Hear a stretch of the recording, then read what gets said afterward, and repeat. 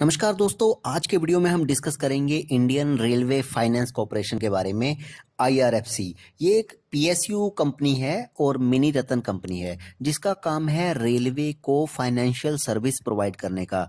Railway का जो भी डेवलपमेंट का काम है, चाहे वो इनके एक्सपेंशन का हो, नई रेलवे लाइंस लगाने का हो, कोचेस को मॉडर्नाइजेशन करने का हो, उसके लिए जो भी पैसा डेवलपमेंट के लिए चाहिए होता है उसकी रिक्वायरमेंट आईआरएफसी के पास ही आती है। उसके बाद आईआरएफसी चेक करने के बाद इनको फंड इशू करती है। इससे पहले ये सारा रेलवे मिनिस्ट्री खुद से मैनेज करती थी, लेकिन जैसे जैसे रेलवे की डिमांड बढ़ती गई तब इनको किसी ऐसी कंपनी की जरूरत पड़ी जो कि इनके लिए फंड रेज कर सके, और तब शुरुआत होती है आईआरएफसी की। रेलवे में होने वाली दोनों तरह के डेवलपमेंट, जैसे कि एक तो उनके कोचेस इंजन वगैरह बनाने का काम आता है और दूसरा होता है इनके इंफ्रास्ट्रक्चर को डेवलप करना, जैसे कि रेलवे ट्रैक बनाना या फिर दूसरे कोई डेवलपमेंट करना। उनके लिए आईआरएफसी दोनों तरीके के फंड रेज करता है। रेलवे इंफ्रास्ट्रक्चर डेवलपमेंट जो कि ट्रैक्स को मॉडिफाई या एक्सपेंशन का काम करता है, और इसके अलावा जो गवर्नमेंट की स्कीम है, जैसे अभी गति शक्ति मल्टी मॉडल कार्गो पॉलिसी के अंडर रेलवे को बहुत सारे टर्मिनल की आगे जरूरत पड़ने वाली है, जिसका कि गवर्नमेंट का 2025 तक उसको बनाने की तैयारी में है। अब इसके लिए जो भी पैसा आएगा वो आईआरएफसी ही रेज करेगा। इसके अलावा वंदे भारत की सक्सेस के बाद 400 नई ट्रेन के जो ऑर्डर बुक हुए हैं वो भी सारे डेवलपमेंट का काम आईआरएफसी ही देखेगा। एक वंदे भारत की कीमत अगर देखें तो लगभग 100 करोड़ से ऊपर की है, और 400 वंदे भारत की कीमत का अंदाजा आप खुद से लगा सकते हैं। इसके अलावा अमृत भारत स्कीम के अंडर 1200 नए रेलवे स्टेशन मॉडिफाई होने का जो काम है, इन सारी डेवलपमेंट को देखते हुए आईआरएफसी की ग्रोथ आने वाले टाइम में कम से कम भी आगे 3-4 साल तक चलती रहेगी।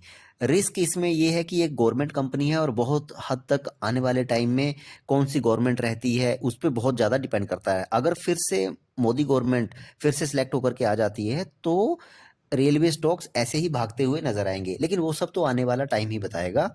इससे पहले हम चेक करते हैं कि इनका फाइनेंशियल्स क्या है। तो मार्केट कैप है इनका 97,200 करोड़ का।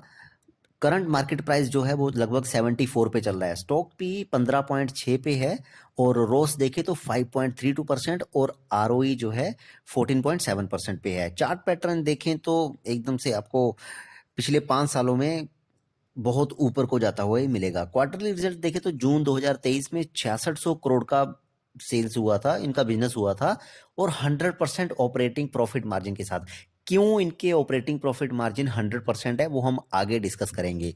नेट प्रॉफिट इनका 1500 करोड़ का रहता है। साल दर साल की बात करें तो मार्च 2023 में 24,900 की इनकी बिजनेस होता है, और ऑपरेटिंग प्रॉफिट मार्जिन फिर से हम देख रहे हैं 99% ऑपरेटिंग प्रॉफिट मार्जिन है, और नेट प्रॉफिट 6200 करोड़ का रहता है। क्यों ये ऑपरेटिंग प्रॉफिट मार्जिन इतने हायर हैं वो हम आगे इसमें डिस्कस करेंगे। कंपाउंडेड सेल्स ग्रोथ देखें तो पिछले 10 सालों की 16% है। बैलेंस शीट में देखें तो कंपनी के पास 32,400 करोड़ का रिजर्व है, और बोरोइंग्स देखिए 4,18,900 करोड़ की। ये सारी चीजें इंटरलिंक्ड है आपस में, इनको हम आगे डिस्कस करेंगे। शेयर होल्डिंग पैटर्न देखें तो 86% की होल्डिंग जो है प्रमोटर्स के पास है, एफआईआई के पास है 1.14%, और डीआई के पास है 2.02%, और बाकी 10.4% पब्लिक के पास है। तो ये हो गया कंपनी का फाइनेंशियल, कंपनी के बिजनेस को हमने समझा। और अब बात करते हैं कि कैसे इनके ऑपरेटिंग प्रॉफिट मार्जिन इतने हाई हैं, और इनकी बोरोइंग्स जो है 4 लाख करोड़ की दिखा रहा है। एक्चुअली में अगर आप देखें तो इनका काम सिर्फ और सिर्फ फाइनेंस करना है। ये कोई खुद से कुछ मैन्युफैक्चरिंग नहीं कर रहे हैं, खुद से इनके जगह जगह पे ऑफिसेज नहीं है। दिल्ली के एक होटल से 36 लोगों की टीम है जो ये पूरा बिजनेस कवर करती है।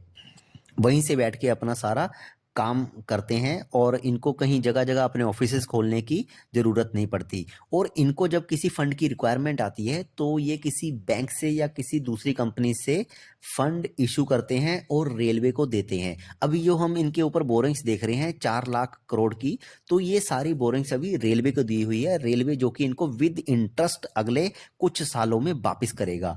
तो इसीलिए इनके ऑपरेटिंग प्रॉफिट मार्जिन इतने हाई हैं, और इसीलिए स्टॉक में इतनी ज़्यादा बोरिंग्स दिख रही है। तो ये तो था बिजनेस आईआरएफसी का। और आने वाले टाइम में क्या होगा अगर गवर्नमेंट चेंज होती है, जैसे कि हमने पहले बताया कि अगर मोदी गवर्नमेंट चेंज हो जाती है तो सामने वाली गवर्नमेंट कैसे रेलवे इंफ्रास्ट्रक्चर को लेकर के अपना काम जारी रखती है या नहीं रखती है, तो हमें स्टॉक्स ये सब दोबारा रीएनालाइज करने पड़ेंगे। तब तक के लिए आप पढ़ते रहिए, सीखते रहिए। मिलते हैं नेक्स्ट वीडियो में किसी नए बिजनेस के साथ। Thank you.